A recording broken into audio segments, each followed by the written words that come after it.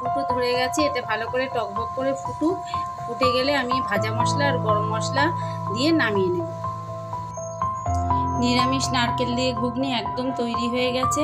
আমি কড়া থেকে নামিয়ে দিয়েছি, আর আমি এর মধ্যে ভাজা মশলা, ধনেপাতা আর একটু গরম মশলা দিয়ে দিয়েছি। এবার যখন খাবে তখন একটু নাড়িয়ে নাড়িয়ে খেলে দারুণ লাগে। এইভাবে ঘুগনি করলে আপনারা একদিন বাড়িতে